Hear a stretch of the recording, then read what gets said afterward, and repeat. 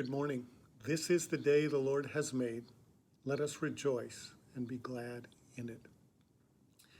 In the Gospel of Luke, in Jesus' Sermon on the Plain, Jesus said this to the disciples and to the multitudes who were listening to him. He said, "Blessed are you when people hate you and exclude you and revile you and defame you on account of the Son of Man. Rejoice on that day and leap for joy, because surely your reward is great in heaven, for that is what your ancestors did to the prophets."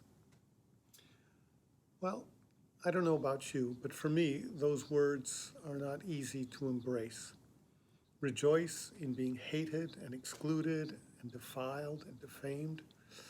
This is a blessing? Well, yes, it can be. And the story of Ruby Bridges reveals just how that can be the case. Ruby Bridges was a 6-year-old girl back in 1960. She was the first black child to attend France Elementary School.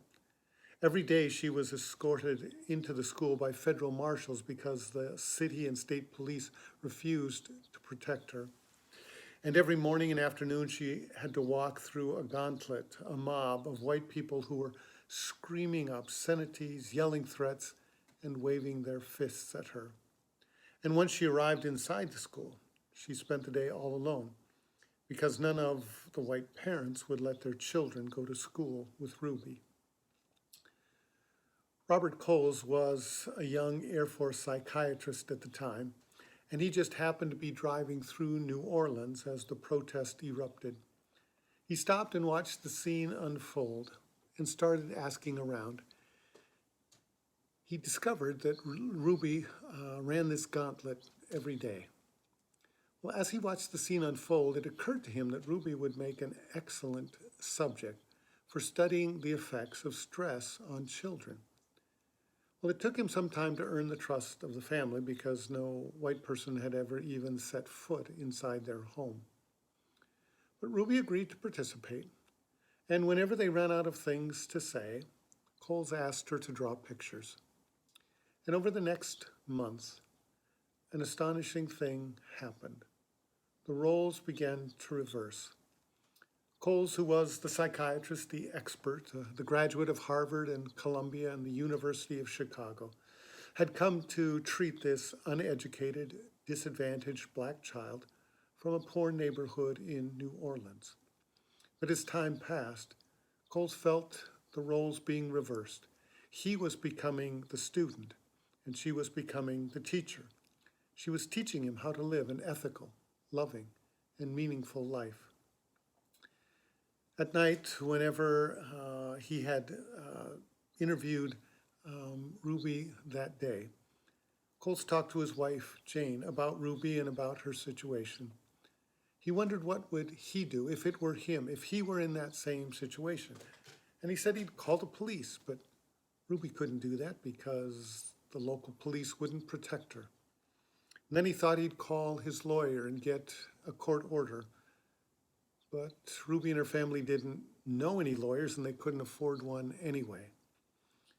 And then he thought that he'd rise above the mob by explaining their behavior psychologically, and he'd probably write an angry letter to the editor. But Ruby couldn't do that. She was only 6. She was just learning to read and write. So how did she do it? How did she endure such an ugly, awful abuse, verbal abuse, each day?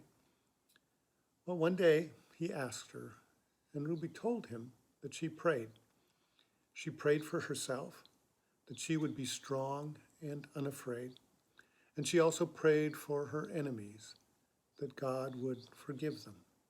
And then she said this, Jesus prayed that on the cross, forgive them, because they don't know what they're doing.